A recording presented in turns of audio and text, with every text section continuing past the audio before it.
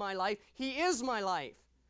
Everything else must relate to Him. A God worldview, or some people call it a Christian worldview, is when everything I relate to, whether it be government or education or science or relationships or knowledge or wisdom or facts or arguments or media or science or marriage or politics or family or friendships or career, all of those things, everything that my family, everything that I individually is understood through the filter of what God has told me in the Bible is so.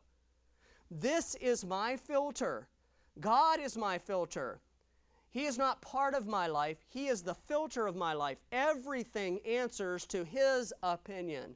Everything answers to Him. I and my family relate everything to the view of God. That is a God-centered worldview. This is a Christian worldview, or a God-centered worldview. And this God worldview is replaced today in secular societies, secular universities, and in news media, in philosophy and science, with a worldview that comes from a self-accountability standpoint.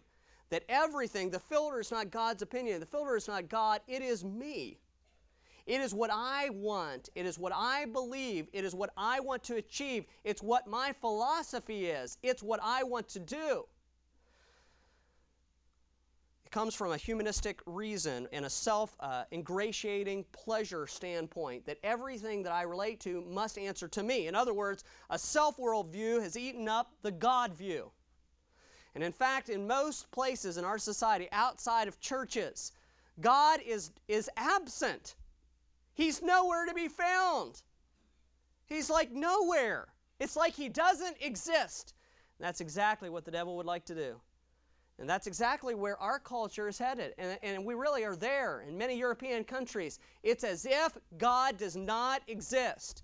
And in some European countries today, less than 14% of the population will even go to church ever. It's like God is being totally forgotten.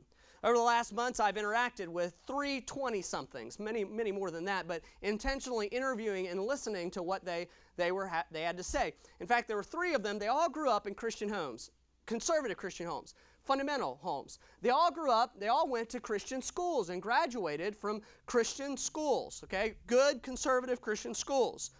Out of the 3, one of them is still attending a church, a community church, a general kind of community church. And I thought it'd be interesting for me for you to understand, because I don't think that even my generation and older understands what is happening today in our culture. So I thought it might be interesting to share a couple of thoughts with what they said as I talked to them. The one that goes to church, the first one goes to church, he personally drinks and curses, and when I talked to him about that, he believes that living holy as a Christian is just a phase that all believers take a while, but they will get over. And he believes that, he wanted me to know that he's involved in Bible studies and all, and his church is all on board with the same thing. And eventually believes that Christian will get beyond the whole holy thing and then will go out and live in a real world. He believes that a Christian should sin a little bit to fit in. In fact, it's our obligation, if we want to reach the world, in his language, not to throw tracts in their face, but actually become like them so that we can become friends with them, so that we might win them to Christ. And his statement to me was this: if you don't care about the souls of men, then don't sin a little bit and don't try to relate to the world. Now, this is the philosophy in the generation of the 20-somethings that were reared in the fundamental churches. In this view, evangelism is the highest priority. That sounds fine, or it seems to sound fine, but the holiness of God is compromised to become like the world, to gain the world. And you can understand a lot of churches if you understand that. The second 20-something lives with a lover and believes that she believes what she was taught in her state university philosophy class, that although her home was completely different and her school, Christian school growing up, it was completely different, she believes what she received there at the university, that all religions are basically the same. And she will not allow society's pious rules to restrict what she wants to do. In fact, that's her own words. She believes in abortion. She believes that there is good in every religion. And in Islam, and there's basically all good. They all go to God. She's basically agnostic concerning the way she lives every day. The third, excuse me, my voice is changing, I'm 14.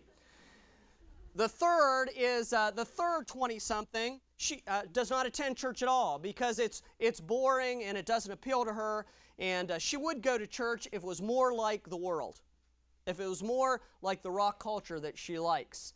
And so she doesn't have any, you can see where that's centered.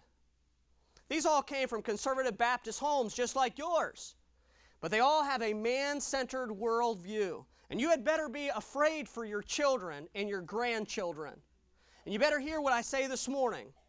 After Genesis, the first substantial instruction given to families comes from a familiar passage that I preached on before, but I want to look at from a different perspective, verse by verse, Deuteronomy chapter 6. Would you turn there, please?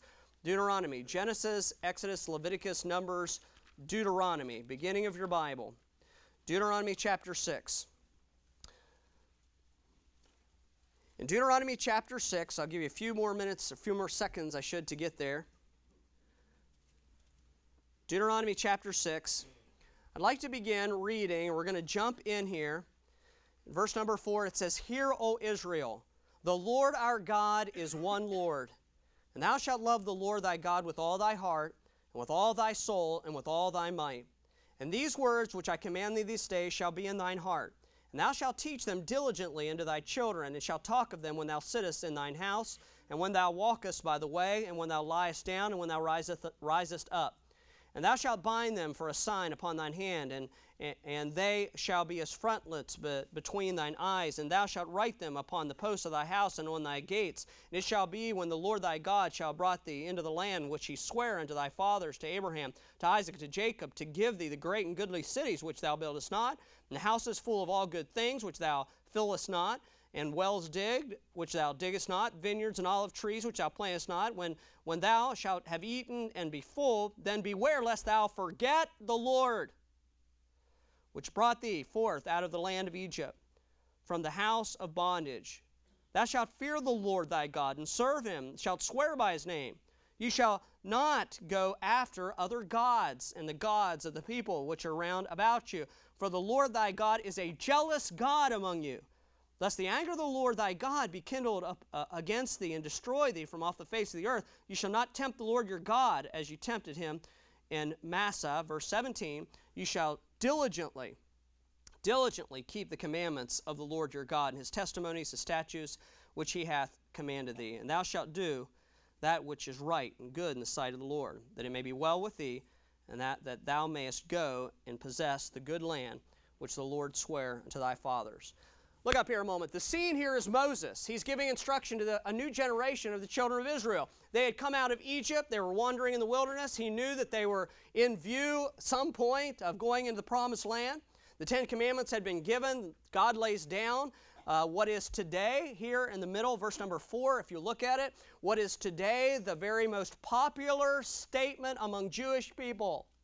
It is the most significant, as I study it, statement or phrase of worship among the Jewish people. It's called the Shema. It's in verse number 4. It says, Hear, O Israel, the Lord our God is one Lord.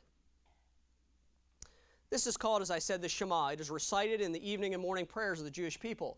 Stay with me and you understand why I'm talking about it. It was quoted by Jesus in Mark chapter 12 and verse 29 as the beginning of the greatest commandment transcending Jewish and Gentile cultures. But what does it mean?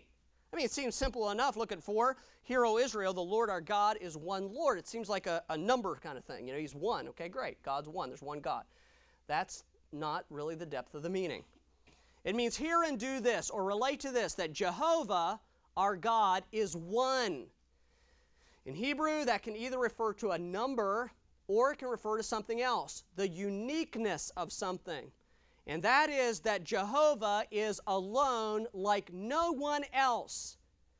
The Jewish people take this phrase, and it is rightly so, that this was an overall statement saying that He is King alone of our lives. That He is God and King. He is alone. That when you look around in our culture, when you look around in your culture, and you look around in everything that you like, and all your pleasures, and everything that is your priority, and everything there is to do, what should come to your mind is God alone is God. What should come to your mind